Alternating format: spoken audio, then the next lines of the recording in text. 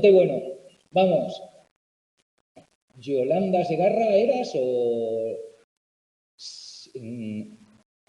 Supongo, ¿no? Con Y. No sé. No me arriesgo. Sí, vale, Yolanda. Bueno, venga, ya que estamos todos.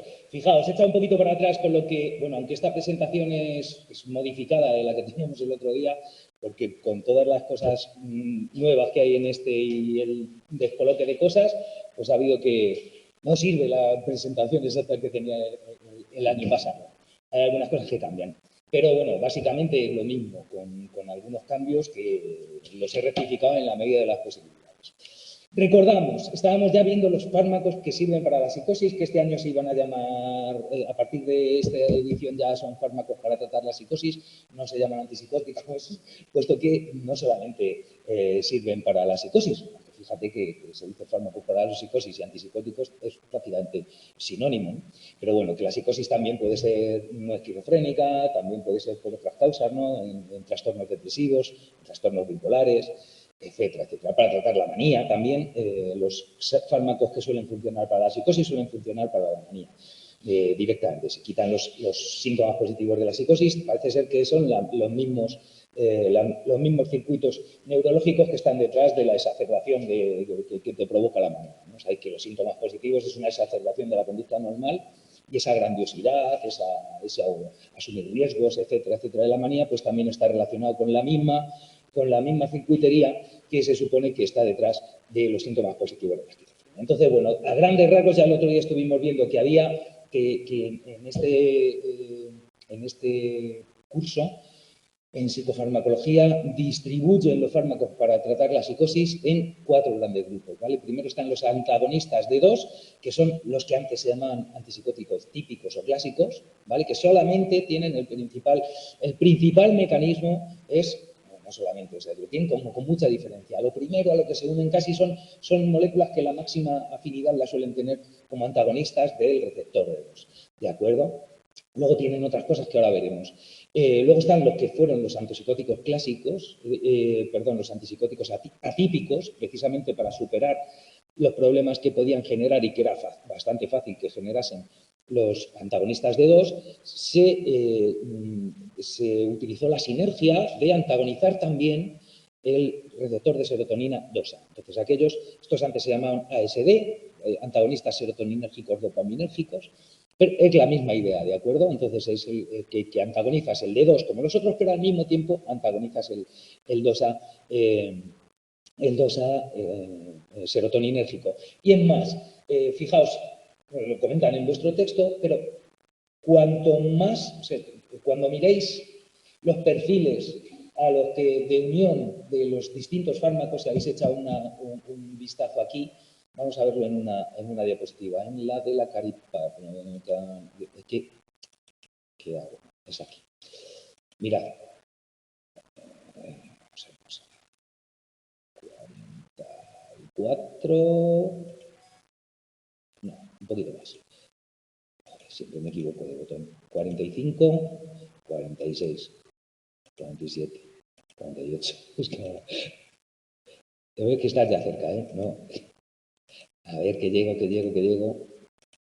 Vamos, aquí, mirad, os lo voy a poner como ejemplo esto, ahora lo veremos, ¿no? Mirad, en el libro de texto los fármacos suelen dibujarse así, como una píldora, y esto todo es el perfil de los receptores a los que se unen. Como veis, fijaos, esta es la clozapina, es un perfil súper complejo, que se une a muchas cosas, ¿no? Entonces, tenéis que fijaos en la banda de abajo, esto es la píldora y los principales sitios a los que se unen. En la nueva versión, además, te ponen como más grandes los símbolos de aquellos receptores por los que tienen más afinidad, es decir, por los que a muy poca dosis, los primeros a los que se unen, ¿no? Hay que tener en cuenta eso, que la unión receptor-ligando depende de las concentraciones. Entonces, cuando se tiene mucha afinidad, aunque se tenga poca concentración, se une a ellos. De manera que cualquier fármaco, cuando esté en una dosis pequeña, se va a unir primero a lo que tenga más afinidad y prácticamente solamente a eso. Cuando vas aumentando la dosis, además ya se empezará a unir a otros receptores por los que tiene un poquito menos de afinidad. ¿Entendéis? Esa es la idea. ¿El qué dices? Sí, no, esto, fíjate, estos son distintos esquemas que pone, distintos símbolos que utilizaba en la versión anterior. En esta hay algunas pequeñas variaciones, más o menos es lo mismo. Fijaos, siempre suele utilizar además una coherencia de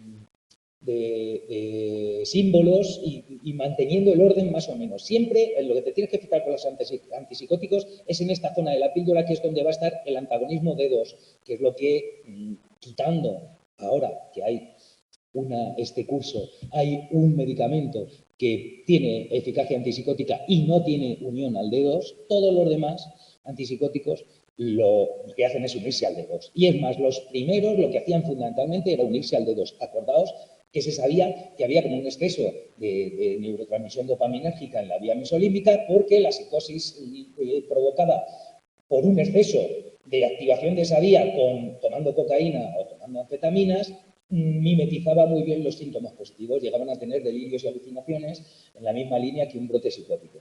Entonces, a partir de ahí se pensó que la dopamina era el primer agente sobre el que había que actuar, sobre el sistema dopaminérgico. Entonces, todos, fíjate, la dopamina siempre suelen tener forma de triángulos, tienen forma de triángulos, todos los dopaminérgicos que te dibuja tal, y suelen estar en esta zona. Entonces, los antipsicóticos siempre tienen el antagonismo este D2, D2, D3, D4, al lado del D2 estarán otros dopaminérgicos, ¿de acuerdo? Enfrente justo es donde te coloca el 5-HT2A, el serotoninérgico principal. Y a la derecha de él, este que te dibujan que parece un borrador de nata, ¿os acordáis los borradores de nata esos? Los que miran como que olían que daba ganas de comérselo. Esto que parece un borrador de nata es un agonismo parcial, por eso te lo dibujo así como punteado, sobre el receptor 5-HT1A. Acordaos que el 5-HT2A era excitatorio, el 1A era inhibitorio y antagonizar el 2A o inhibir el 1A al final era lo mismo. ¿Vale? Uno era, por así decir, el freno y otro el acelerador de las neuronas glutamatérgicas que actúan al final sobre un montón de sistemas. Dime.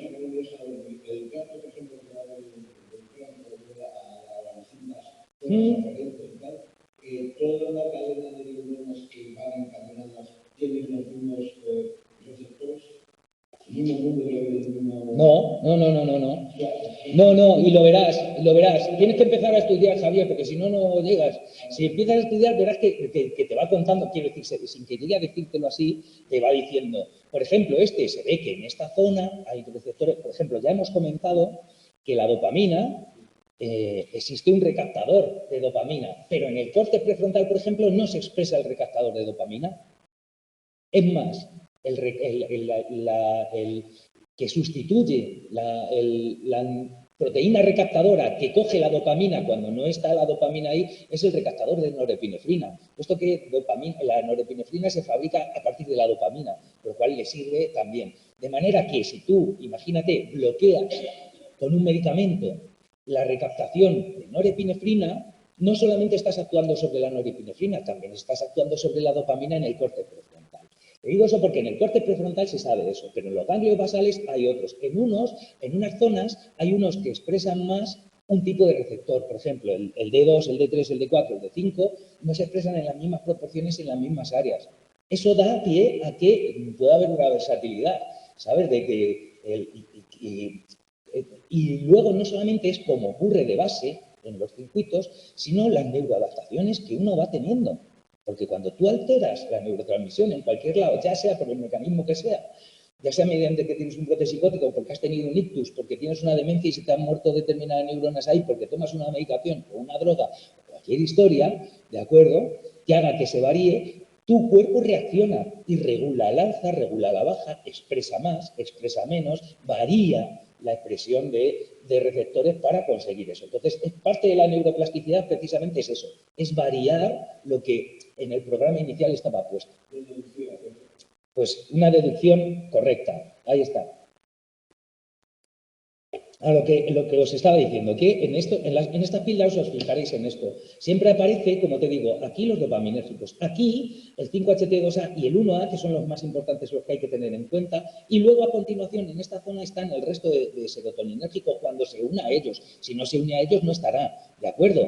Esa es la base. Por aquí están los adrenérgicos.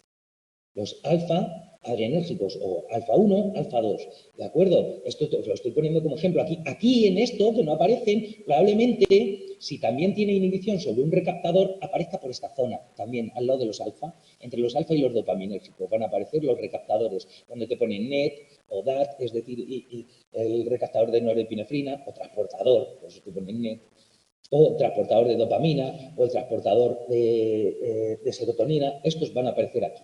¿De acuerdo? Los transportadores suelen aparecer aquí, el bloqueo de transportadores. A continuación de los alfa o de los alfa adrenérgicos suele aparecer esto, que debe ser el dibujo de un paquete de clines que estás sacando clines, ¿sabes? Eso que a mí me parece como una manga con un guante blanco o algo así, pues debe ser porque es el antihistamínico, es el H1, es a donde se une la histamina. Entonces, la histamina está relacionada con los brotes alérgicos, con no sé qué, entonces que te dibujes tal, como un paquete de cleaners del que estás sacando cleaners, me parece lógico, porque él es muy así. Es muy cachondo y me parece muy bueno. Y didácticamente es buenísimo. A continuación, fíjate, suelen aparecer los muscarínicos.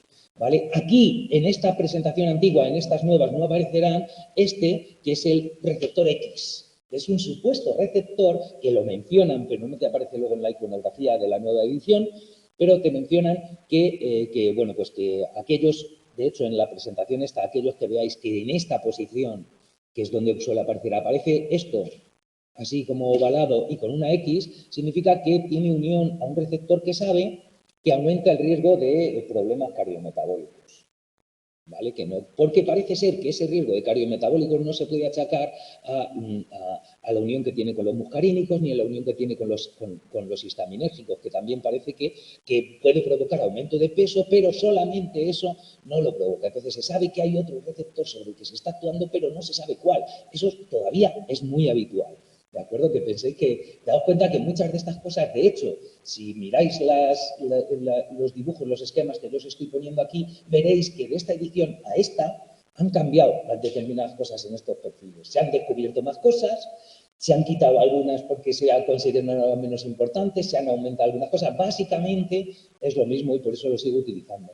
Pero veréis que no es exactamente y eso hará que dentro de 3-4 años probablemente también varíen los esquemas que tenemos nosotros aquí. Con lo cual, lo importante es coger los principios, qué es lo que significa, cómo va, e irnos adaptando a los cambios que se vayan descubriendo. Porque muchas, la inmensa mayoría de los fármacos en psicofarmacología se han descubierto por serendipia. O sea, se buscaba otra cosa y te encuentras esto. Estás mirando otra cosa y ves que, anda, pues este efecto tiene. No parece que sirva para tratar la gripe, pero mira, les quita la depresión. Mira, no parece que, es que esto es así. Un antihistamínico, pero no era suficientemente como antihistamínico, no funciona muy bien, pero joder, mírale.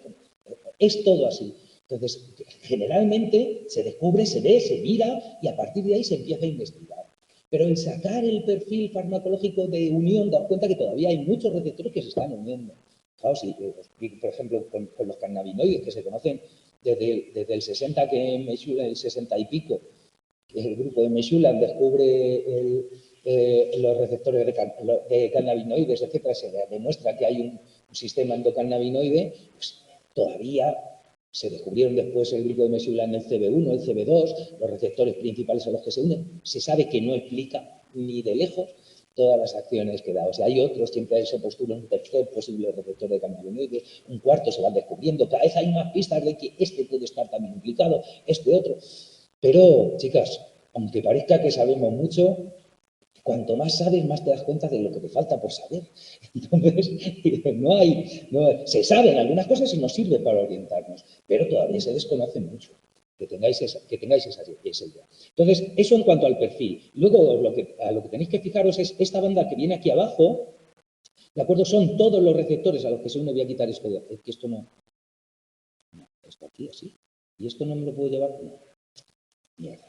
Pues que no veo cuál es el que tenemos aquí. Pero bueno, me da igual, fijaos. Aquí te marca, en esta banda de abajo, te marca lo mismo que hay por aquí, incluso alguno más, te puede poner los receptores por los que se tiene afinidad. Mira, aquí te pone alfa 1, ¿no? Aquí el 5HT2B, aquí el M1. Veis que poniéndote a la izquierda por los que tienen más afinidad.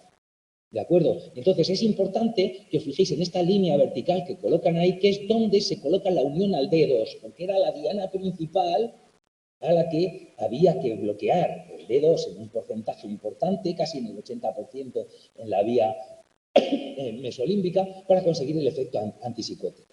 ¿De acuerdo? Entonces, fijaos, porque ahí lo que te marca es, para que se una D2, antes, fijaos, de unirse aquí, se ha unido a todos estos. ¿Entendemos? Fíjate la de efectos que puede tener antes de llegar aquí al D2. Y otra de las cuestiones principales también es, fijaos, en las que tenéis que no vais a tener en esta presentación, porque no tengo los gráficos de esta nueva edición. Fijaos que en los clásicos, los que llamábamos antipsicóticos clásicos o los típicos, los que utilizan como principal mecanismo el antagonismo de 2, el antagonismo de 2 está en las primeras posiciones. ¿De acuerdo? Y aunque tenga otro efecto sobre los serotoninérgicos, que suelen tener algunos efectos sobre los serotoninérgicos, tienen menos afinidad por ellos, suelen estar más a la derecha. Entonces, los que se hacen atípicos, que reducen, por lo tanto, acordaos, los principales efectos secundarios que provocaba el bloqueo con estos neurolépticos de primera generación que provocaba el bloqueo de 2, es que igual que frena en la vía que está exacerbada la dopamina, también frena la dopamina en las vías que no estaba desacerbada. Entonces, en las vías que estaban normal la deja baja y en las vías que estaba ya baja, como la mesocortical, que parece que está detrás de muchos de los síntomas cognitivos, afectivos, negativos de la psicosis, pues la baja aún más y profundiza esos efectos, ¿no? Entonces, para paliar eso, los antipsicóticos atípicos tienen un antagonismo A2, serotoninérgico A2, el 5-HT2, mucho más potente que el antagonismo que tienen por el D2. De manera que se unen, fijaos dónde está aquí, mirad, aquí está donde se une al 5-HT2A, que te lo remarca además más, y aquí donde se une al D2. Entonces, fijaos, cuanto más a la izquierda esté por la sinergia que se produce entre antagonizar el 2A y el antagonizar el D2, perdón, cuanto más separado esté y mayor, por lo tanto, tenga mucha más afinidad por el serotoninérgico que por el dopaminérgico, menos antagonismo, menos bloqueo del D2 se necesita para tener el mismo efecto antipsicótico. ¿De acuerdo? Es como que entre ambos ayudan, pero si bloquean mucho el 2A, tienes que bloquear poco el D2 para conseguir eso. Lo que evitaría los efectos secundarios de bloquear el D2 en las vías que no tienes que bloquear, ¿lo entendéis? Al necesitar mucho menos bloqueo porque ya estás consiguiendo el mismo efecto indirectamente a través de una acción serotoninérgica. ¿Lo entendéis o no lo entendéis? De los síntomas extrapiramidales, de lo que ahora se llama... Es porque por D2 se tiene menos afinidad que por el 5-HT2A. Más que por una menor afinidad por el D2, porque se tiene más afinidad por el 2A. ¿De acuerdo? Pero tienes que bloquear a ambos dos, pero se necesita mucho menos bloqueo del D2 y al necesitar mucho menos bloqueo del D2 también se bloquea menos en otras vías en las que sería un problema bloquearlo, ¿no? Y en la que se sabe además que es la base está por ahí.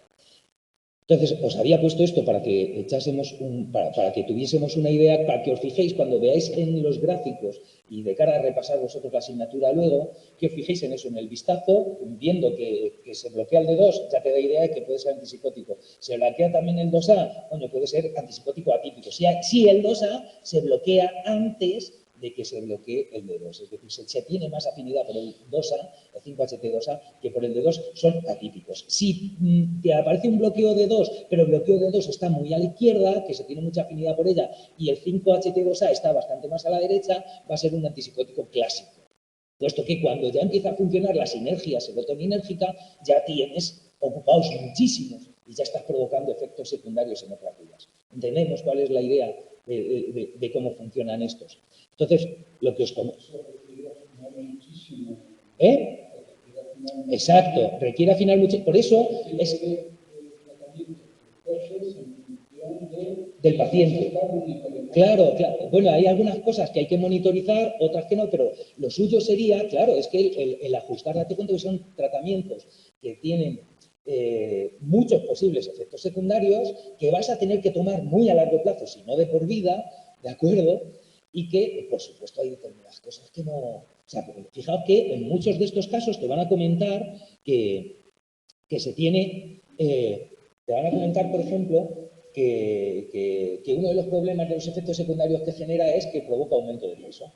Entonces tú dices, joder, vaya gilipollez que provoque aumento de peso en esto. Vale, pero si es durante toda tu puta vida, ¿sabes? O si es desde niño, cuando empiezas a tomarlo, pues provocar aumento de peso, aumenta ya quita años de vida, el riesgo cardiometabólico ha aumentado. Es decir, no solamente es en la cuestión estética, que también, porque si tú encima te sientes mal, eres rarito, no sé qué, y encima vas a ser, todo va a redundar, o sea que, fijaos, el que te provoque aumento de peso es una de las principales causas para que dejes de tomarlo. O dejes, sobre todo a largo plazo. En un primer momento no. Porque en un primer momento lo fundamental es bajarte el brote, pero para que te mantengas tras brote, después estable, sin volver a tomar la medicación, y esto te está complicando la vida, es así, ¿no? Fijaos que, por ejemplo, las píldoras anticonceptivas, las primeras que habían, también una de las cosas por las que se empezaban a dejar de tomar era porque te hinchaban y que provocaban unos cambios hormonales tan bruscos que pues, la gente retenía líquidos al exceso, estaba hinchada. Entonces, o sea, la mejora de los medicamentos precisamente es eso. Y la clave de esto es que tengas una panoplia muy variada de medicamentos, cada uno de ellos con unas capacidades muy distintas o con pequeñas variaciones que te permita más o menos ajustarlo. Eso sin contar con que luego cada individuo particular y en cada momento, pues hay cosas que le son interesantes y hay cosas que no le son interesantes. Y cosas que te suponen un problema menor o cosas que te suponen un problema menor ahora, pero cuando ya estoy mínimamente bien, resulta que pasa a ser un problema más grave. ¿Sabes? No solamente esto. Entonces, quedémonos con que los antipsicóticos, aunque aquí sigo poniendo antipsicóticos convencionales porque era como se estaba hablando, ahora se habla, cuando hablamos de los convencionales nos referimos a los antagonistas de dos prácticamente puros, ¿vale? Pero los antagonistas de dos, además de tener ese antagonismo de dos, sobre todo, fijaos, suelen tener estos otros tres efectos como efectos bastante potentes, que es el efecto antimuscarínico, el efecto antihistamínico y el efecto antiadrenérgico. O sea, son antagonistas de los receptores de muscarina, de los receptores de histamina y de los receptores de adrenalina, de noradrenalina, alfa 1. ¿De acuerdo? Entonces, eso es lo que suelen tener además todos. Eso hay que tener en cuenta que el antagonismo muscarínico, el antagonismo de los M1, de los receptores muscarínicos, la muscarina es un receptor de acetilcolina. Eso lo sabemos, tendríamos que saber, ¿vale? Que habéis dado ya bastantes cosas de estas. Los receptores de acetilcolina, ACH, es la abreviatura, son o bien muscarínicos o bien nicotínicos.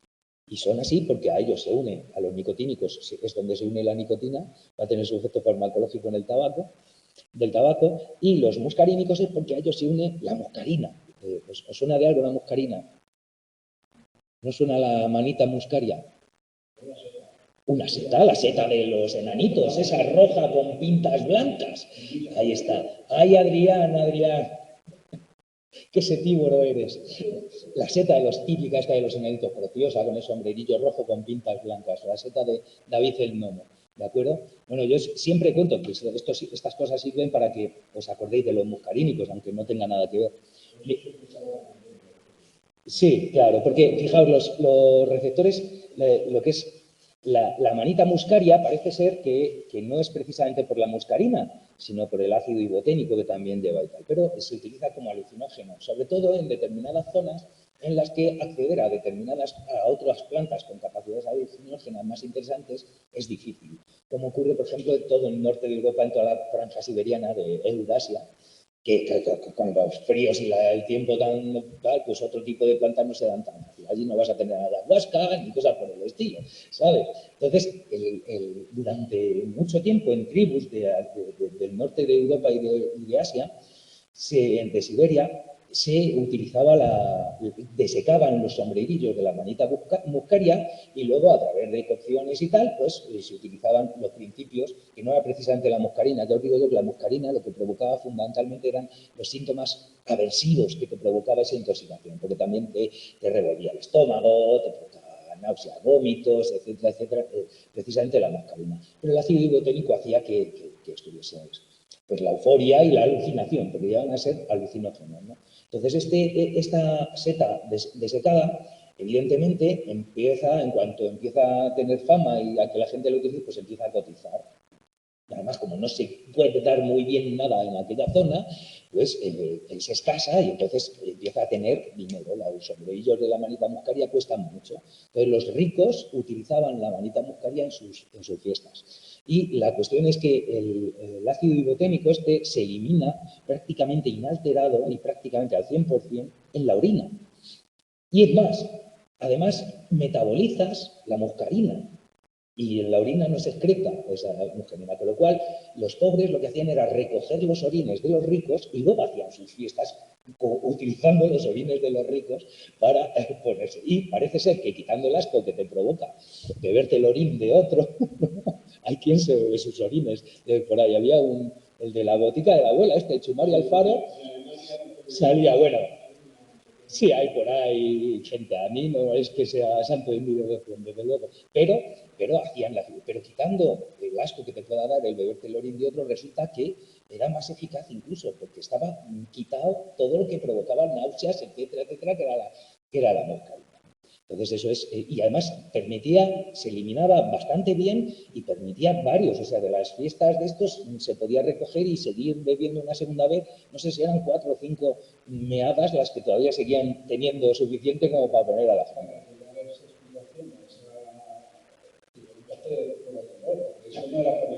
Pero ya sabes cómo es este mundo, o sea, ¿a quién no se le ha ocurrido cualquier... O sea, estas cosas, o sea, yo no sé cómo surgiría el primero, pero eso es así, eso es así.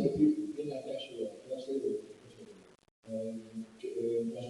afirmación de lo que es la microbiótica la microbiota a la planta y hacer pruebas con pequeños para hacer microbiota de heces para que eso haga cosas similares a lo que hacen los no solamente, o sea, los trasplantes, la microbiota es uno de los grandes campos de investigación actualmente y donde se está, se pasará.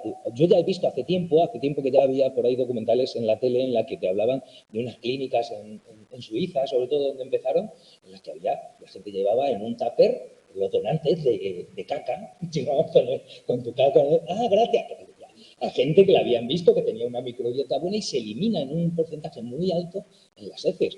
Entonces, y eso cogían luego, lo metían como en una turmis, o sea, en una batidora de estas de vaso, y lo metían con una sonda y una jeringa al intestino del donado, del que recibía la donación, ¿eh? Y eso, en casos de que parece que es muy eficaz para algunas cosas. Una buena microbiota y el tener una buena microbiota. Con respecto a la microbiota hay cosas súper curiosas. O sea, yo conozco una persona que es una de las pocas que creo que lo que tiene es esto.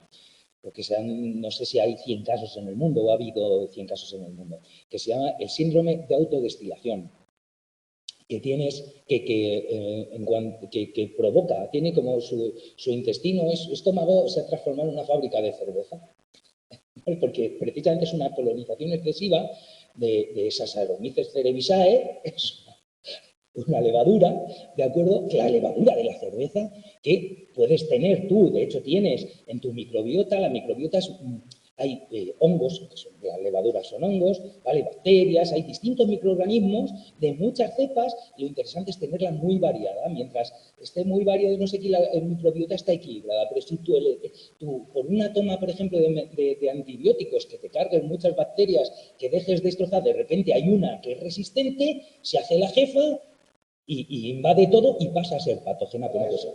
Pues esta persona que yo te comento, resulta que en cuanto come algo que tenga lo que hace la levadura esta es metabolizar, o sea, generar alcohol a partir de los azúcares, ¿vale? De los glúcidos. En cuanto tomas algo que lleve glúcidos, directamente, o sea, da positivo, pero se emborracha, pero que tiene o sea, invalidante, que no, o sea, no puedes, tú te comes un bocata y no puedes conducir. Porque al comerte el bocadillo, todos los glúcidos que tiene el pan, los estás fabricando cerveza y al momento, pero es que estás borracho. O sea, que esta persona es una mujer, está borracha, no puede conducir e incluso puede llegar a un coma etílico porque te has pegado un atracón de dulces. O sea, ¿sabes? O sea, es algo que dices, pues es porque tiene... y se llama síndrome de autodestilación porque es como que mi intestino se ha transformado en una fábrica de cerveza. O sea, y es por colonización de las Saccharomyces cerevisiae, es la leche, ¿no? Bueno, a lo que vamos, que si no nos desviamos del tema y hay mucho que ver aquí y de esto nos van a examinar de la microbiota, ¿de acuerdo? Os van a examinar de esto. Fijaos, la interacción de la dopamina y la acetilcolina en la vía neuroestriada. Esto servía para recordarnos que los receptores muscarínicos, a los que se une la muscarina, por lo tanto, de la manita muscaria que utilizaban en fiestas en Siberia, y que los pobres recogían los orines, pues la manita muscaria se une a receptores de acetilcolina.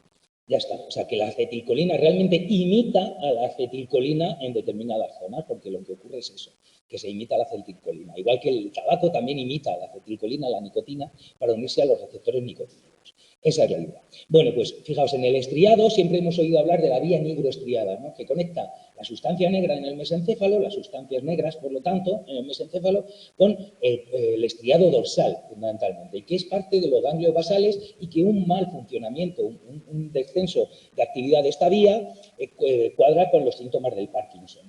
Y por lo tanto, cuando tomas un medicamento que bloquea el D2 en esta vía, el efecto es como si se estuviese recibiendo menos dopamina en esa vía y se provocan los efectos de lo que se llama, a partir de este texto, parkinsonismo inducido por fármacos. ¿Qué es esto? ¿De acuerdo? Entonces, fijaos, aquí lo que nos dicen es que en el estriado, lo que pone aquí, estriatum, esas vías dopaminérgicas hacen sinapsis sobre neuronas, interneuronas espinales, que por eso nos la dibujaban así en el anterior, en este nuevo me parece que no aparecen así, son las medium spinning neurons, que son interneuronas colinérgicas, ¿vale?, de acetilcolina. La cuestión, fijaos, es que esta neurona de acetilcolina va a hacer sinapsis con una neurona GABAérgica posterior. Entonces, cuando la dopamina actúa sobre el receptor de dopamina, ¿verdad?, el receptor de acetilcolina, sobre el receptor D2 de dopamina en la neurona de acetilcolina, el receptor D2 lo que hace es inhibir, acordaos, no, gracias, inhibe, de manera que, como veis, solamente tiene un rayito, aquí la neurona colinérgica, ¿no? Solamente tiene un rayito, es decir, está liberando poca acetilcolina o ninguna aquí. Cuando tú esto lo bloqueas,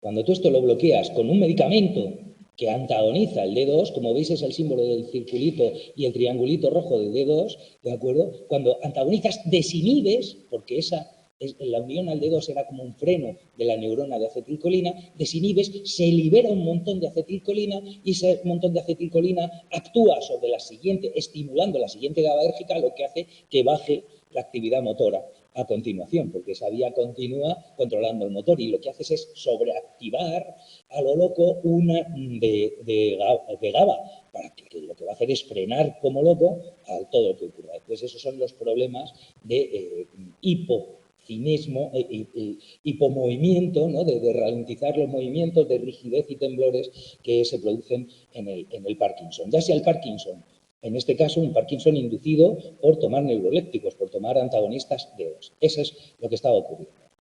¿Qué ocurre? Que de alguna manera, fijaos, el antagonizar los receptores muscarínicos suple, o sea, es como que ese exceso de producción de acetilcolina sobre la de GABA, que está activándose con los receptores muscarínicos, cuando tú bloqueas con un fármaco, que es lo que está ocurriendo aquí, el receptor muscarínico, no se activa la dopaminérgica y entonces no se provocan los fallos en el control motor, que es lo que controla el circuito de los ganglios basales.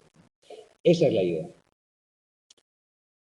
¿De acuerdo? De manera, fijaos, que el antagonizar, de hecho, te lo ponen en el texto, de que algunas veces se pueden tomar antagonistas de D2 porque es lo único que te está funcionando para parar el brote de quien sea, y para evitar el parkinsonismo y esto, pues le añades un anticolinérgico de alguna forma para evitar. Acordaos que eso era, cuando estuvimos viendo los posibles efectos secundarios, vimos que había unos más gordos, que eran incluso ¿cómo lo habíamos dicho? Un síndrome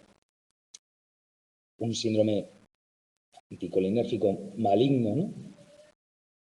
Aquí, mirad, el neuroléptico maligno, síndrome neuroléptico maligno por un exceso en la vía nigroestriada. Fijaos, la distonía aguda, y que te recomendaban que utilizases anticolinérgicos a nivel intramuscular cuando tienes unos espasmos muy gordos, tal, porque se está actuando con un exceso de liberación de dopamina, de acetilcolina sobre esa neurona GABA que va después en el estriado. ¿De acuerdo? Entonces, esto de alguna manera ya nos habían dicho que el síndrome neuroléptico maligno y anticolinérgico, de alguna manera la acetilcolina estaba aquí implicada.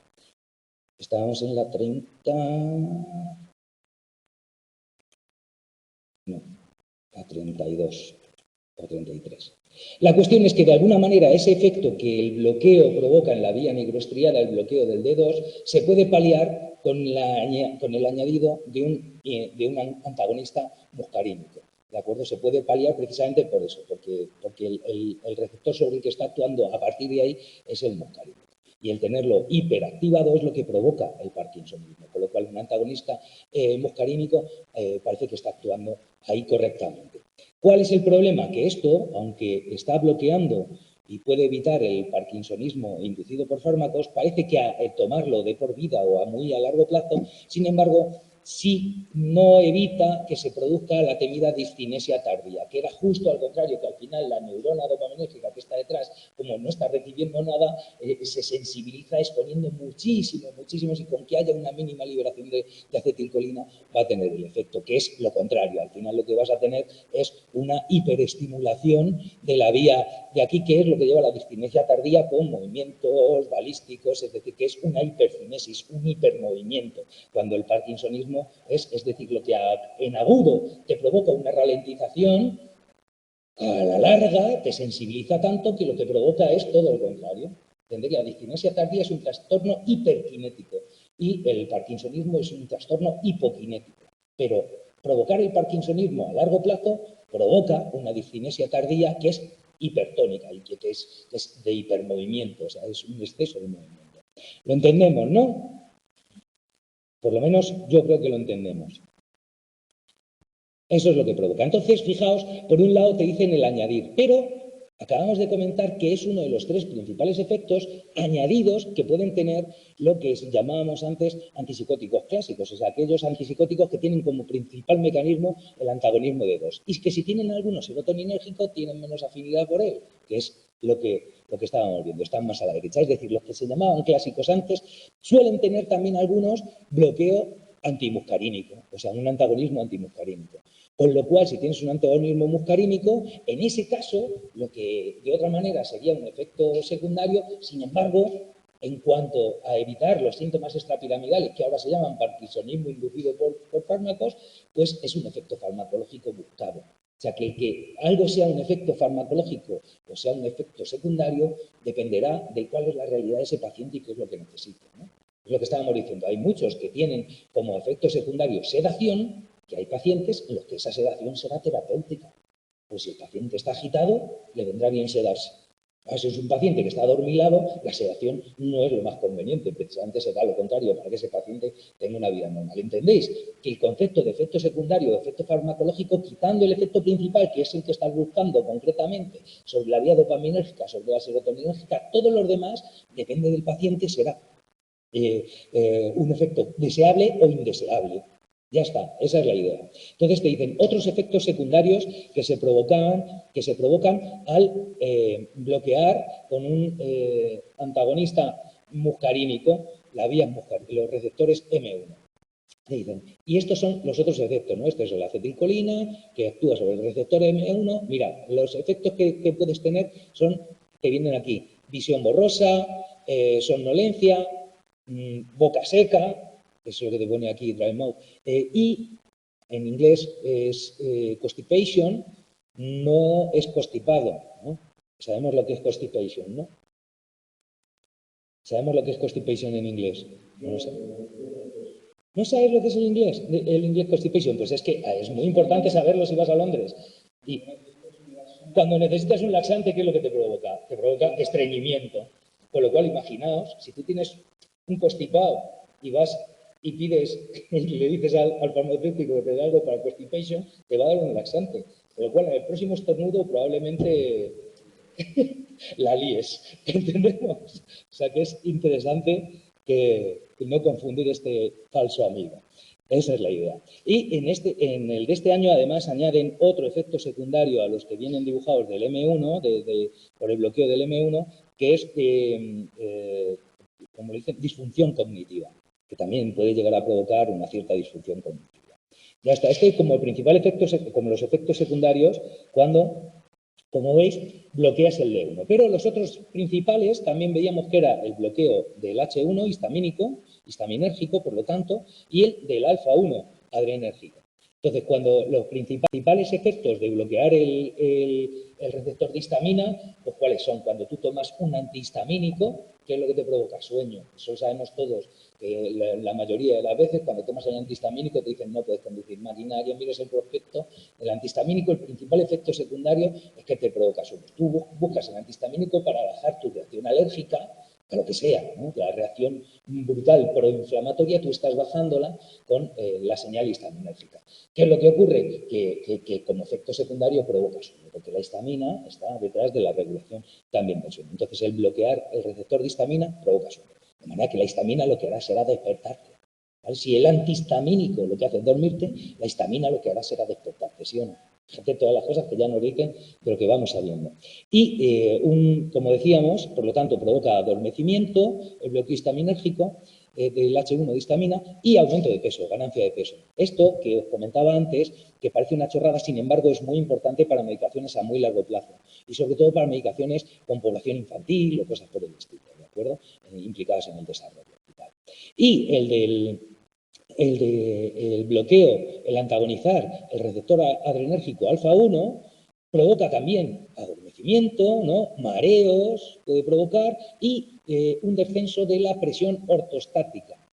Se dice de la presión, se dice que provoca en algunos casos en vuestro texto, dice para evitar la ortostasis, pues hay que administrarlo. Todos los medicamentos que tengan mucha afinidad por el alfa-1, generalmente habrá que hacerlo, que habituarlos, que tomar dosis más pequeñas, ir aumentando poquito a poco para que para que ese cambio en la neurotransmisión de histamina no sea tan grande que te provoque pues una bajada de tensión brusca, que es esto que está diciendo la bajada. La tensión ortostática es aquella que cuando tú estás tumbado te levantas y se te va la cabeza, porque no tienes suficiente potencia en ese momento, porque tienes bloqueado los alfa-1, entonces no, vulgarmente lo que se dice, no te llega suficiente sangre al cerebro. Pero que está muy bien indicado, porque lo que hace es que te baja la presión y entonces tienes un desvanecimiento por esas causas.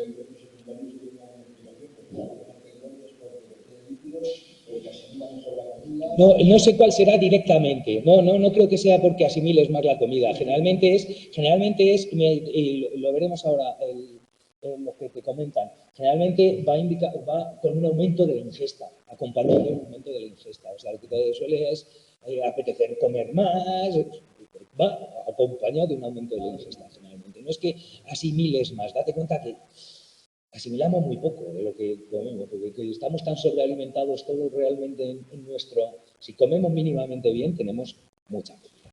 Entonces, lo que pasa es que la mayoría del metabolismo que tenemos es metabolismo basal. Sabes que haciendo ejercicio quitas muy poquito, realmente tu metabolismo basal es lo que va. Pero generalmente va acompañado con un aumento de la ingesta. Pero vamos, que ya te digo yo que lo que se sabe es que el bloqueo histaminérgico, los dos principales efectos que tiene es ese, ganancia de peso y desvanecimiento, adormecimiento, ¿no? Que provoca somnolencia o sedación. Digamos que ahí son efectos bastante sedantes. Para esto, por eso te digo que lo que tenemos que fijarnos es que cuando tengan, sobre todo el alfa-1, es importante por esas bajadas bruscas de tensión que te provoque, que evidentemente si no tomas tu cuerpo, cuando estés acostumbrado a tomarla, justo antes de que te tomes algo que te baje la tensión, lo normal es que te suba la tensión. ¿Entendéis, no? En cuanto tu cuerpo aprende que después vas a tener una tensión, si tú tienes que tener la tensión aquí y tienes un medicamento que te la baja aquí, tu cuerpo, como sabe que le va a llegar a bajar, pues cuando vas a tomarla, pues te sube aquí, para que cuando lo tomes la tengas aquí. Esa es la habituación que haces a la medicación. Esto tengo que darle a cancelar, que le doy a aceptar y me la lío. que no sé por qué sale. Pero lo que quiero es que os fijéis que estos tres otros efectos que pueden ocurrir suelen estar acompañando a los medicamentos que hemos visto que tenían como efecto principal el antagonismo de dos, a lo que antes llamábamos antipsicóticos clásicos. Los primeros, la clorpromacina, el haloperidol, esos son los que suelen tener estos efectos. Entonces, realmente la cantidad de las principales características que estos medicamentos tienen es ese efecto antipsicótico por esto, y dependiendo de sus distintas afinidades que vayan teniendo con respecto al D2, ¿vale? Relativas con la afinidad que se tiene al D2, sobre todo con estos tres elementos son los que hay que tener en cuenta. El bloqueo muscarínico, el bloqueo histaminérgico y el bloqueo adrenérgico. Quedémonos con eso, porque vamos a mirar estos tres bloqueos fundamentalmente. ¿De acuerdo? Entonces, fijaos, los antagonistas de dos, os he puesto aquí, no tengo los dibujos de esto ni vamos a ver uno cada uno, son de los que tratan en este texto son estos, son la clorpromacina, la flufenacina, el haloperidol y luego la sulpirida y la misulpirida. Si miráis, tienen unos perfiles farmacológicos bastante complejos, estos tres primeros. La sulpirida y la misulpirida son los que prácticamente lo único que hacen es antagonizar la dopamina. El D2 y el D3 suelen utilizarse, pero prácticamente tienen nada más eso. Si miráis los perfiles, es que no tengo imágenes de esos perfiles, veréis que al principio son bastante complejos y que la sulpirida prácticamente solo tiene eso y que la misulpirida nada más que viene eso, aunque tiene también algún efecto sobre algo de la serotonina que le puede conferir algunas características en cuestión. No sé si os tenía yo aquí puesto, ¿esta cuál es? La 36. No, vale.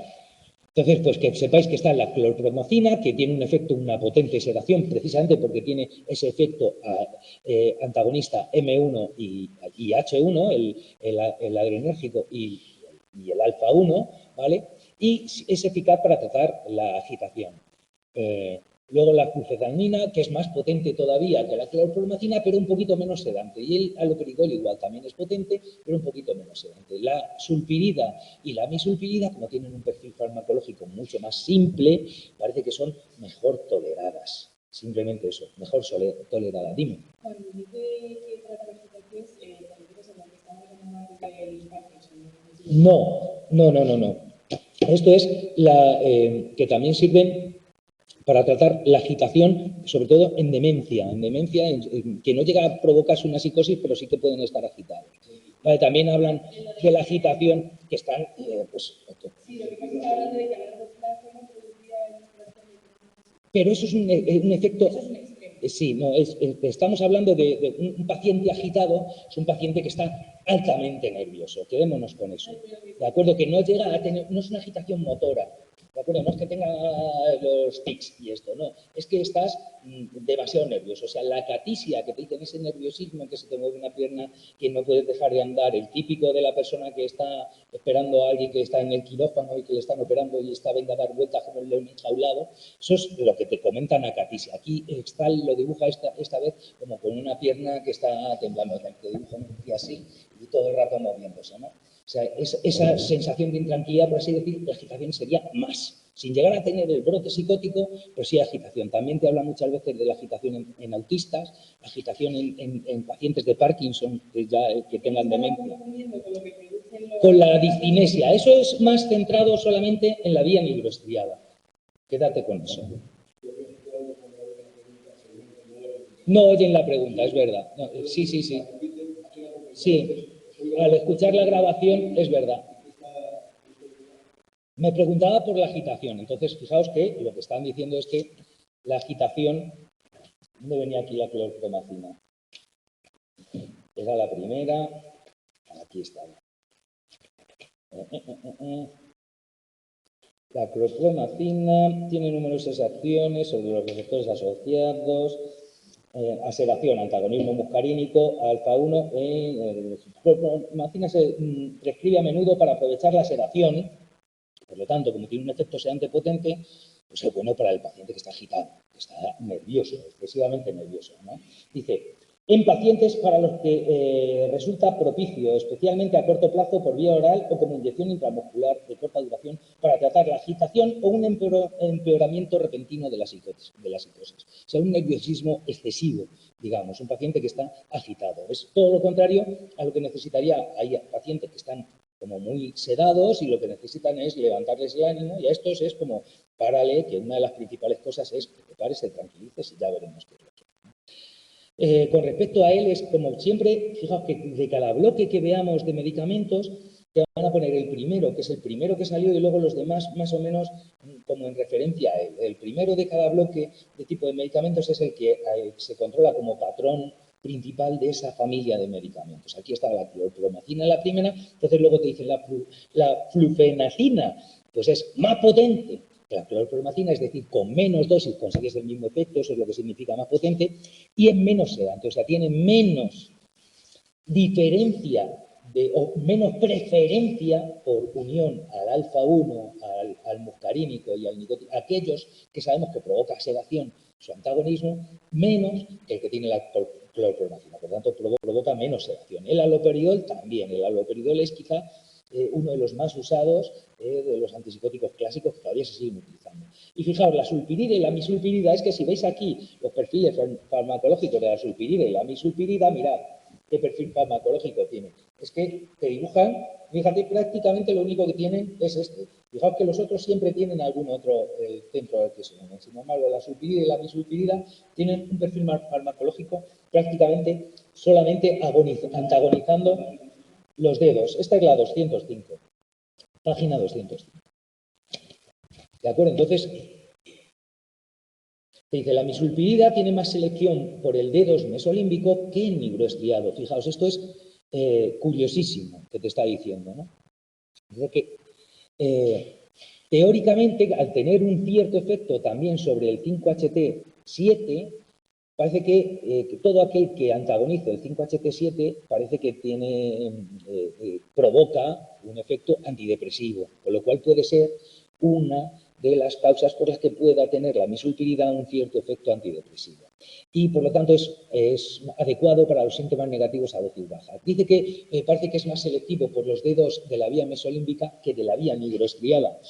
Estos, si miráis, en estas cosas todavía, como os digo, hay muchas cosas que no se saben muy bien cómo funciona. Dice, algunos datos preclínicos iniciales sugieren que podría ser más efectivo para los receptores dopaminérgicos mesolímbicos, mesocorticales, que para los receptores dopaminérgicos nigroestriatales y, por tanto, podría tener menor propensión a los efectos secundarios motores a dosis antipsicóticas. ¿Entendéis lo que decimos, no? Si los principales problemas que tenían es que tienes que parar un exceso en la vía mesolímbica, un exceso de dopamina, y sin embargo tendrías que aumentar o no disminuir la mesocortical.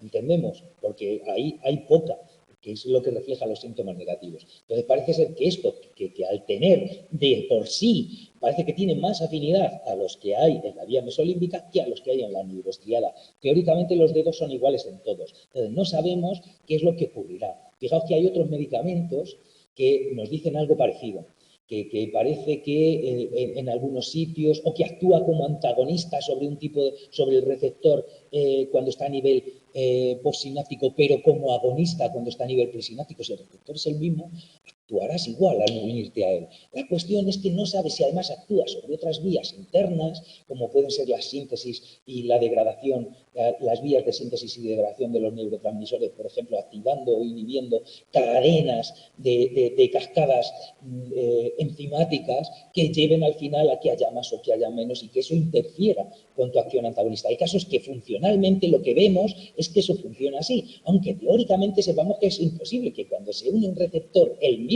la misma sustancia se une al mismo receptor, esté donde esté ese receptor, va a provocar lo mismo, ¿vale? Teóricamente, porque fijaos, todos los receptores que son metabotrópicos están acoplados a proteína G, y esa proteína G no siempre es igual. Hay unos que se acopla a proteína G y esa proteína G activa una cascada inhibitoria al final, que al final lo que hace es que disminuya la neurotransmisión de esa neurona. Otros están acoplados a una proteína G que activa una cascada molecular excitatoria.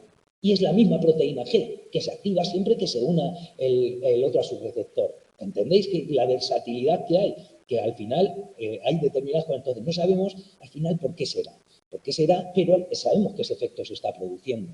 Pero quiero que comprendáis que cuando una molécula se une a otra, siempre, esté donde esté, siempre pasa lo mismo. Ahora, ¿cómo esté compuesta esa molécula al final? Como digo, la proteína G es que no solamente es el receptor que está acoplado a la proteína G, sino el subtipo de proteína G que estás expresando. Hay proteína GS, hay proteína GI, hay proteína GO, hay distintos tipos de proteína G que activan al final de manera distinta las cadenas de cascadas enzimáticas que provocan. ¿Entendéis la complejidad? Entonces sabemos que funcionalmente es así, pero sabemos que realmente químicamente no es que esté actuando más sobre los receptores de aquí, no. Si se distribuye por todo tu cerebro de manera similar, actuará sobre todos los sitios donde encuentre el receptor al que se acopla y actuará de la misma manera. Ahora, que ese receptor tendrá otros efectos distintos porque es un receptor que tiene algunos añadidos distintos o porque a partir de ahí la cadena de acontecimientos que provoca después puede ser distinto en un lado o en otro, ¿entendemos? Sabemos lo que es. ¿Entendéis lo que quiero decir, no? No sé. Mi idea no es liaros, ¿de acuerdo? Sino todo lo contrario. Y a veces tengo la sensación de que os puedo liar y no quiero liaros, sino que comprendáis lo que os estoy diciendo. Quedémonos con que estos antagonistas D2, la mayoría tienen además antagonismo adrenérgico, muscarínico y ¿cuál era el otro? Histaminérgico, o sea, el H1, M1 y el alfa-1 fundamentalmente, y que lo tienen en distintas proporciones. Y al final todos provocan de alguna manera sedación. Los tres primeros, sobre todo porque son los más clásicos como tal, que se descubrieron al principio. Luego la sulpirida y la amisulpirida, fijaos que hasta en esta edición nos clasificaba los antipsicóticos atípicos. La sulpirida y la amisulpirida los consideraban atípicos dentro de los otros, porque hablaba de PIP, de pinas, donas, 2 PIP y un RIP, y otros. Pues dentro de los otros estaba la misulpirida y la misulpirida. Aquí ya te lo meten porque farmacológicamente sí que son antagonistas de dos, ahora con unas características muy particulares que hacen que puedan tener otros efectos, como vemos, y que sobre todo que la misulpirida, fíjate, se ve que actúa de manera distinta en la mesolímbica que en la mesoestriada, que en la nigroestriada. Con lo cual eso nos permite que si tiene más actividad, o sea, si frena más la vía mesolímbica que la nigroestriada, se puede conseguir frenar la mesolímbica sin frenar la nigroestriada y por lo tanto no provocar el parkinsonismo inducido por fármacos, a pesar de ser un antipsicótico clásico. Aprender. La pregunta es la siguiente. Con la tecnología nueva que hay, de los microscopios, ¿se han localizado todos los... ¿Cómo se va a localizar todo? No. Y todos los receptores, todo lo que sea. No. Todo eso es una investigación permanente.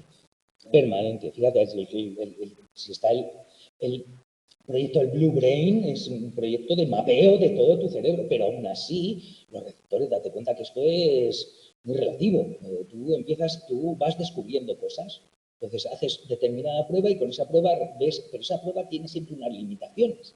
Entonces luego una vez que haces esa prueba, haces otras complementarias que también tiene cada una sus limitaciones. Y después de mucho, ya te digo que todavía hoy día te menciona el texto aquí, que hay un problema de riesgo cardiometabólico que sabemos que no se explica solamente utilizando la unión que sabemos que puede provocar aumento de peso como los muscarínicos, como los histaminérgicos, sabemos que no es suficiente para explicarlo. Que hay otro receptor que se está uniendo a otro receptor y está ligando otros, pero no sabemos cuál es, porque no hemos llegado a descubrirlo todavía. No es tan sencillo. Quiero decir que ya te he dicho yo antes que en los cannabinoides incluso que todavía no se sabe. Dice, sí, el THC ya, pero eso no explica todo ni de coña. No se sabe ni que existe. No se sabe ni que existe. Y luego hay receptores, fíjate, igual que aquí te dicen del receptor X, aquí te dicen el receptor X. Luego hay otros receptores que se sabe que está el receptor porque se ha descubierto por lo que sea, pero no se sabe cuál es su ligando endógeno. Y entonces se sabe que hay receptores huérfanos de ligando y hay ligandos huérfanos de receptores, ¿sabes? Y algunas sustancias que no sabemos cómo funcionan y otras sustancias que no sabemos para qué están. Entonces, eso sin contar con que imagínate todo el problema que hay, que tú descubres algo y a lo mejor ese algo no tenía ni que estar ahí, es una contaminación que tú has provocado. Quiero decir que todo esto exige una complejidad y un montón de años llegando a investigar, pero no se sabe ni por asomo todos los receptores que pueden haber. De hecho, aquí te mencionan, aunque ya en esos dibujos no te sale el receptor X, sí que te lo mencionan. Te mencionan cuando te hablan de los problemas cardiometabólicos que te puede provocar los antipsicóticos atípicos, los de segunda generación, te dicen que no se sabe, que se sabe que tiene que haber un receptor por ahí que está funcionando, pero no se sabe exactamente. Quedémonos con eso. Con los antagonistas clásicos, por lo tanto, con los antipsicóticos clásicos, que eran fundamentalmente antagonismo de dos, como os digo, lo siguiente los llamamos después atípicos, que ahora ya te dicen que no, y son los dobles antagonistas serotoninérgicos dopaminérgicos, que por esa acción sinérgica que decíamos de antagonizar la serotonina, pues reducen esos efectos secundarios fundamentalmente del parkinsonismo sobre el sistema motor, efectos secundarios motores y la hiperprolactinemia, acordaos que también era otra de los problemas que te provocaban, la hiperprolactinemia, ¿no? Entonces parece ser que ese agonismo 5-HT2A simultáneamente al D2 pues consigue un efecto sinérgico, como te digo, en este caso siempre que sea mayor la afinidad por el 2A que por el D2. ¿De acuerdo? Es la otra forma. Si tiene menos por el otro, como se une antes al D2, no consigues ese efecto. No consigues ese efecto. Esa es la cuestión. Esta era la 37, que yo tenía aquí puesto. Ahora de la nueva tenía yo aquí puesto. De la 37, ¿ves? La 37 saltaba a la 44. Entonces voy a saltar a la 44. Tiki, tiki, tiki, tiki, tiki, tiki, 44. Aquí estamos. Por lo tanto, el efecto neto de antagonizar el 5-HT2A, además del D2, ¿de acuerdo? El efecto neto en la vía estriada, como veis, este es el efecto neto. Quedémonos con que es un esquema del efecto neto. No funciona así. El receptor 5-HT2A no es que se exprese en el botón terminal ni nada en absoluto. Esto lo que te está diciendo es que la liberación de serotonina sobre las vías dopaminérgicas, de acuerdo, en la vía nigroestriada, lo que hace es reducir, ¿veis? Cuando se une la serotonina al receptor 5-HT2A, al final lo que hace es reducir la liberación de dopamina en la siguiente neurona, que era una neurona, acordaros, que era una neurona de acetilcolina. ¿Os acordáis?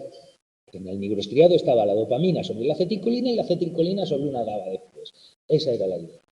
Entonces, fijaos, si tú estás bloqueando con un antagonista dopaminérgico, eso es lo que provocaba el parkinsonismo inducido por fármacos.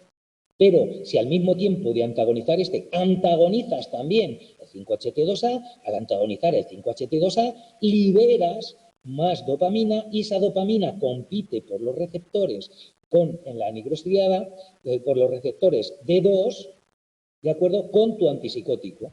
De manera que al final bloqueará algunos, pero no todos. Y con que se aumente un poquito la actividad dopaminérgica en esa vía, se evitan los síntomas motores. Entonces, esto lo que nos está diciendo es el resumen del mecanismo por el cual el antagonizar el 5-HT2A evita el parkinsonismo inducido por fármacos. Eso en la vía nigroestriada.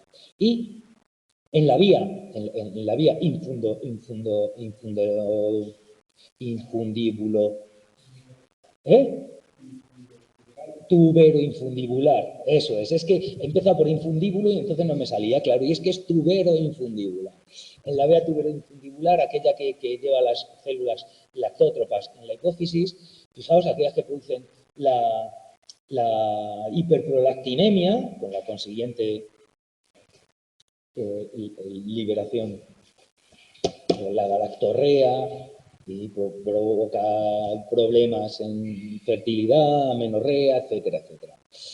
Dismenorrea. Mirad, aquí en lo que nos están dibujando es que en la pituitaria, ¿vale?, es una célula lactótropa, que son las células que fabrican la prolactina, por lo tanto, en la pituitaria se regula la producción de prolactina por dos receptores. Un receptor, uno de ellos es el receptor D2 de dopamina, que cuando se activa el receptor D2 por la dopamina en la pituitaria, lo que se hace, como veis, Cuando se activa, se inhibe la producción de prolactina, de manera que cuando tu medicamento lo que hace es bloquear el D2, lo que haces es producir un montón de prolactina. Y ese es el problema de que lactes, porque te está bloqueando.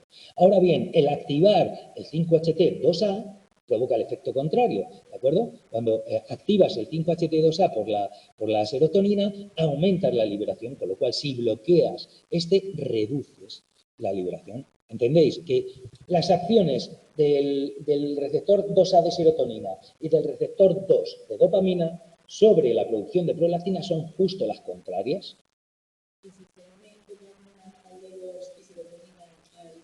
Pues al final equilibras, quiero decir que es... Claro, eso sería más o menos el funcionamiento normal que se está, pero como tú estás bloqueando el D2, lo que haces aquí al bloquear los dos es dejarlo otra vez en el sitio normal. ¿Entendemos? Lo que te están diciendo es que igual que al principio, la dopamina lo que hace es aumentar la prolactina y la serotonina lo que hace es lo contrario, quiero decir que lo que hace la dopamina lo que hace es frenar la prolactina y la serotonina aumentar la prolactina. Entonces, el problema es cuando solamente bloqueas uno de ellos, porque alteras la producción de prolactina, ¿no? Pero si bloqueas los dos, es como si no bloqueases ninguno. El efecto final, ¿no? Que de manera normal deberían estar equilibradas. Esa es la idea. Se regula, por lo tanto, con dopamina inhibes producción de prolactina, con serotonina aumentas producción de prolactina. Si utilizas algo que bloquee la acción de la serotonina, si la serotonina aumentaba, al bloquearlo disminuye. ¿Claro? Si utilizas algo que bloquee la dopamina, si la dopamina disminuía la prolactina, bloquear la dopamina aumenta la producción de prolactina. La cuestión es que al final, bloqueando los dos, vuelves al estado original y evitas la hiperprolactinemia. Esa es la clave. Eso es lo que quería que viésemos. Esto es lo que nos hacía, aunque estas imágenes no están en vuestro texto de este año, pero lo que nos hace esa sinergia serotoninérgica, dopaminérgica, es que aumenta mucho la ventana terapéutica, aumenta mucho el espacio que hay de dosis desde que empiezas a tener un efecto antipsicótico hasta que puedes provocar unos efectos secundarios indeseables. Como es lógico, todos los antipsicóticos, estos antipsicóticos de segunda generación, los medicamentos que son antagonistas serotoninérgicos, dopaminérgicos, son atípicos, y se decía que eran atípicos, porque atípicos eran los que tenían, o sea, los típicos eran los que el efecto principal era parar el brote. Los atípicos, pero al parar el brote provocaban unos síntomas motores e hiperprolactinemia perjudiciales, ¿no? Entonces, los atípicos eran los que tenían la misma eficacia antipsicótica, pero con menos efectos secundarios, evitando los efectos secundarios, algo que se consigue con esa sinergia de antagonizar también la serotonina, además de la dopamina. ¿Cuál es la cuestión? Que antes teníamos un margen muy estrecho, solamente utilizando el bloqueo dopaminérgico, entre parar el brote y tener efectos secundarios indeseables e inaceptables, ¿de acuerdo? Aquí hemos aumentado la distancia de esta ventana terapéutica, de manera que tenemos, aún así, si aumentamos la dosis del antipsicótico atípico, dejará de ser atípico y provocará los otros síntomas. Entendemos que todo es a una determinada dosis. Ya dijo Paracelso hace mucho que la dosis hace el veneno. Y es que eso al final es así. Si aumentas tanto la dosis, llegará un momento en que, pero como veis, está ya muy cerca de la asíntota, donde puedes empezar a provocar cambio. Pero veis que ha aumentado la ventana terapéutica. Antes teníamos una ventana terapéutica muy cerquita, la una de la otra. En realidad esta estaba más arriba. La de tener el efecto antipsicótico estaría más arriba. ¿De acuerdo? Porque tenías que tener casi hasta el 80%. Es decir, que aquí consigues, antagonizando el 2A, consigues tener el efecto antipsicótico antagonizando menos el D2, porque ya consigues el mismo efecto antagonizando el 2A. Esa es la idea básica. ¿De acuerdo? Ahora bien, ¿cuál es el problema? Y esta diapositiva sí viene en vuestro texto, y esta también venía aquí en una parte que antes no teníamos que estudiar, y ahora sí, con lo cual no la tenía metida, pero he podido coger la imagen del Stahl que tengo. Y esta es la autopista metabólica que te plantea Stahl, que es lo que os comentaba yo antes, que desgraciadamente, esto está en la página 196, el esquema de la autopista metabólica esta que tenemos aquí. Desgraciadamente lo que nos está diciendo es que sí, el antagonismo así serotoninérgico, además del dopaminérgico, puede evitar la hiperprolactinemia y fundamentalmente el parkinsonismo, los efectos motores no deseados del bloqueo de las vías motóricas, ¿no? La nigrostriada fundamentalmente, e incluso también no provocar un bajón o un empeoramiento de los síntomas negativos, porque también bajabas en la vía mesocortical, ¿de acuerdo? Como aquí necesitas menos bloqueo de dedos, también actúas menos sobre la vía mesocortical, fastidias menos esa vía también, o sea, por así decir, son mejor tolerados porque provocan menos efectos secundarios. Ahora bien, la mayoría tienen el riesgo, y hay que controlar, que no se produzca lo que nos quiere decir aquí estar con esta autopista es que es un camino que se inicia y que nos puede estar dando pistas de que hay que cambiar el antipsicótico que estamos utilizando porque puedes llegar a desarrollar un problema metabólico importante, que puede llegar a reducir la esperanza de vida de esa persona, a provocarle primero, como veis, te dice, lo primero que empiezas a tener aquí, que lo que nos empezaba desde aquí. Lo primero que hay, mayor apetito. Mira, ¿ves? Lo primero que te dicen cuando empiezas a tomar, empiezas a tener un mayor apetito. Si el paciente empieza a tener un aumento de la ingesta y tal, contrólale a ver cómo va aumentando. De ese aumento de la ingesta te dice que después de aumentar el apetito, pues puede empezar a tener obesidad, incremento del índice de masa corporal. Bien, eso puede llegar a producir un aumento de triglicéridos en ayunas. Es decir, esto, cuando ya el paciente está empezando a hacer esto, el psiquiatra, que es quien le manda la medicación, debería empezar a hacerle determinados análisis y controlarle las glucemias y cómo le va el azúcar y cómo va el tema de los triglicéridos en ayunas para evitar que siga por esta línea, porque se ve que ahí está actuando en él, porque cada paciente al final es un mundo, y que se sabe que esta evolución va en esta línea. Primero, empiezas teniendo más apetito, ese más apetito hace que vayas acumulando más grasa, empieces a tener sobrepeso, obesidad, aumento del índice de masa corporal, aumento de triglicéridos en ayunas. Eso nos indica que ya empieza a haber una cierta resistencia a la insulina en algunos tejidos, en el tejido adiposo, en el hígado, en el páncreas, no sé qué. Y eso puede hacer que al final empieces a producir un exceso de insulina, empieza a trabajar como loco el páncreas, ese que trabaje como loco el páncreas puede acabar con un fallo pancreático que puede desencadenar una prediabetes que si sigue avanzando llega a desencadenar la diabetes y que esa diabetes aumenta el riesgo de accidente cardiovascular y, como veis, lo último es requiescat in pace, que es el RIP, es que te lleva a la tumba. Entonces, para evitar esto, que es uno de esos problemas. Y que este problema de esa evolución, de ese recorrido por la autopista, es que es un monstruo en cuanto a metáforas, y que te dice, es que te habla de iniciar este viaje que al final sabemos que nos lleva a la tumba con un desarreglo cardiometabólico.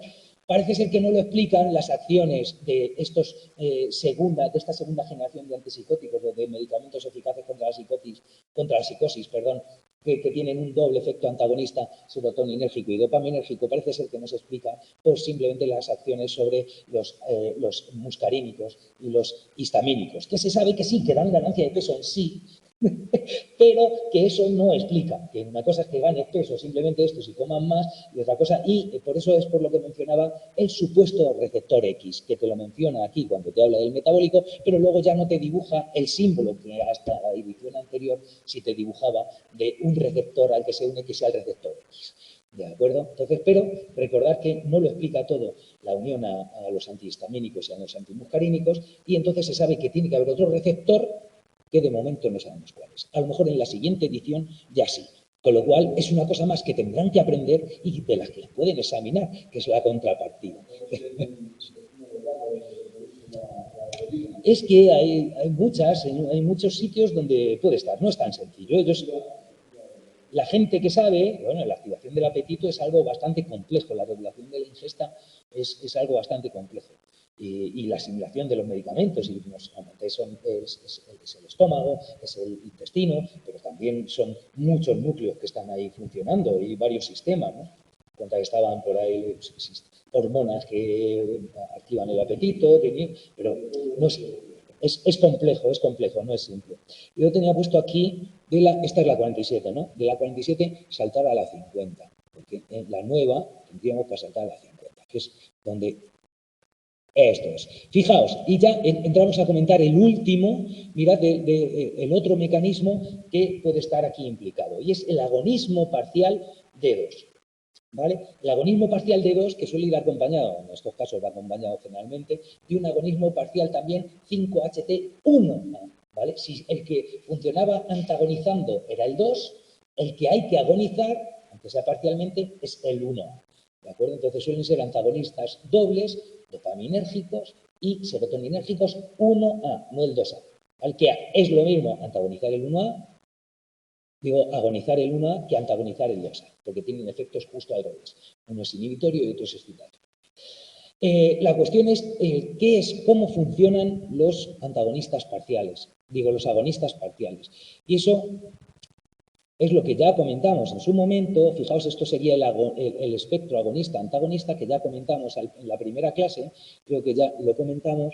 Entonces, fijaos que un agonismo parcial, aquí, dentro de nada más, el próximo día ya, que ya llegaremos, hoy no vamos a llegar a ver la quetiapina, ni de coña, ¿de acuerdo? Pero cuando veamos la quetiapina, veréis que juega con que un mismo fármaco puede ser 3 fármacos, y uno es como papaoso, otro es mamaosa y otro es el osito, ¿no? Del cuento de Ricitos de Oro y los 3 osos. Como que cada oso tenía unas características, y Ricitos de Oro, los fármacos Ricitos de Oro, son los que utilizan el agonismo parcial. Como que la Ricitos de Oro era una toca narices que no cogía este plato porque era muy grande, ni este porque era muy pequeño, entonces cogía el otro, o sea, como que siempre iba buscando un punto intermedio justo.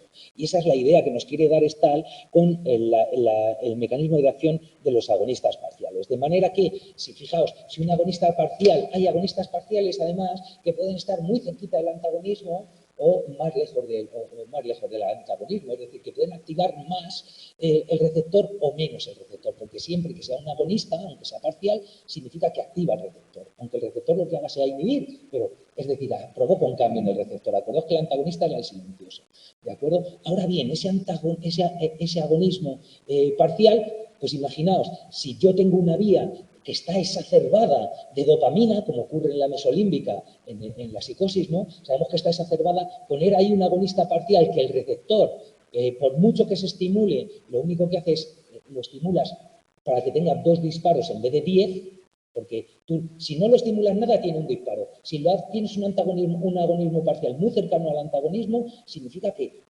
por cada unidad de tiempo, en vez de un disparo, a lo mejor le haces que aumente 2. ¿Vale? Pero al ocuparlo, aumenta 2 el disparo. Pero si esa vía está exacerbada y realmente cada vez que se activa el receptor está disparando 10 veces esa neurona, cuando tú le acoplas un agonista parcial ahí, le estás poniendo un limitador de velocidad. Realmente no puede, por mucho que se active, le estás frenando en esa vía, ¿entendemos? Sin embargo, si hay otra vía que está hipoactiva y que lo tiene solamente con un disparo, el coger y darle el agonismo parcial es aumentar la frecuencia a 2, al doble, 2 disparos en vez de 1 cada vez que se estimula ese receptor. En esa vía será estimularlo, ¿entiendes? Aumentas la actividad de neurotransmisión en esa vía, o sea que la misma molécula, buscando ese punto exacto, en algunos casos puede ser, en las vías que esté exacerbada, un agonismo parcial frenará, y en las vías que estén hipoactivas, un agonismo parcial aumentará la actividad de esa vía. ¿Entendemos cuál es la idea y cómo pueden funcionar los agonistas parciales? Y con respecto a estos agonistas parciales, que son los últimos que veremos, veréis que estos son los PIP y el RIP que nos comentaban, o sea, lo que es el aripiprazol, el brexpiprazol y la cariprazina, que son los últimos, y todos hacen referencia al aripiprazol como el primero que utilizó el mecanismo del agonismo parcial. Quedémonos con esa idea y a partir de ahí empezamos la que viene. Me dice Adrián, una pregunta, Santi. Las personas que quieren dejar de fumar y deciden iniciar un tratamiento con parches de nicotina con acción de tipo agonismo selectivo, puede ser que te ayude también a rebajar las ganancias de consumir las ganas de consumir THC en caso de que la persona también estuviera enganchada a determinada sustancia. Oye, qué interesante, Adrián, me lo preguntas a mí como especialista en... o como porrero, ¿qué me estás llamando? ¿Qué me estás llamando, Adrián? Bueno, yo te diré, consumir THC a nadie le gusta. Te digo, el THC puro no lo aguanta ni Dios. O sea, otra cosa es consumir cannabinoides, ya sea por la vía que sea, ¿de acuerdo? Pero siempre es una mezcla de THC, cannabidiol y, como poco, mirceno. Fíjate, un día podemos tener una exclusiva sobre el tema. Y el enganche al cannabis es mucho... Bien, a ver, el parche de nicotina lo que hace es que fumes, que tengas menos avidez por esa nicotina.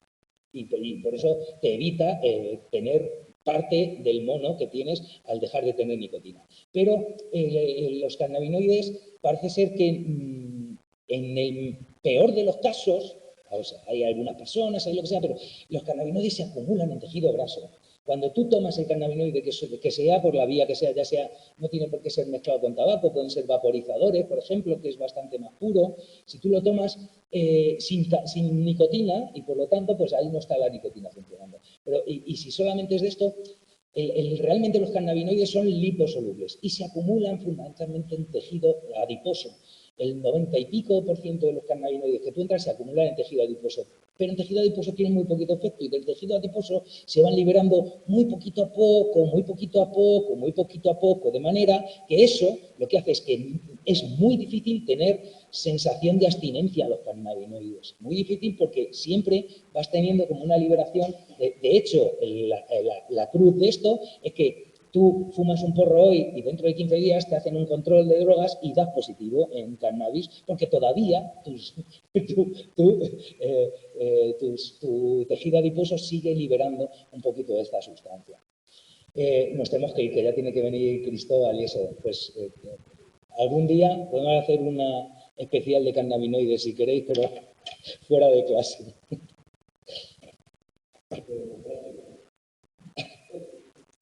Hasta la siguiente. Voy a parar la grabación.